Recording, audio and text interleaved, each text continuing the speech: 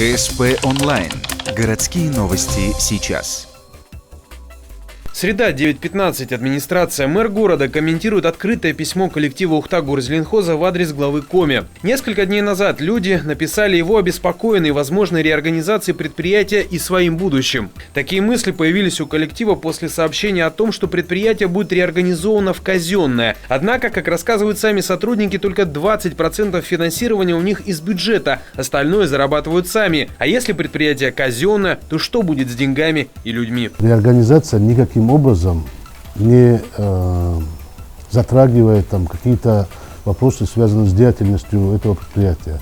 То есть чем оно занималось, тем оно и будет заниматься.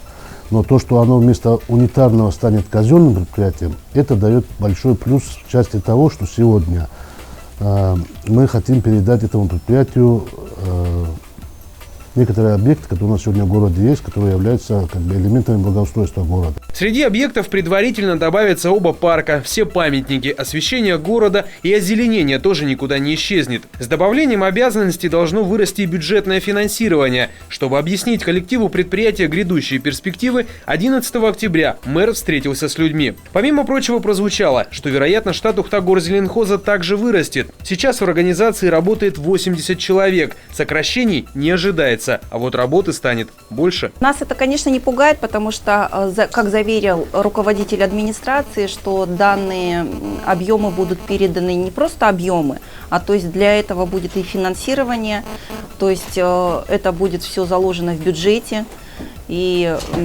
то есть данные дополнительные работы будут оплачены. Паника и бунт в Горзеленхозе отменяются. Переформатирование в казенное учреждение ожидает еще один МУП – Ухта-Спецавтодор. Предприятию с непростой историей также планируют добавить обязанностей – отдать в его ведение все городские дороги, тротуары, улицы, газоны между транспортными артериями и дворовые проезды, которые сейчас не принадлежат никому. Процедура реорганизации займет не один месяц. Что получится в итоге на месте МУПов, станет яснее уже после Нового года.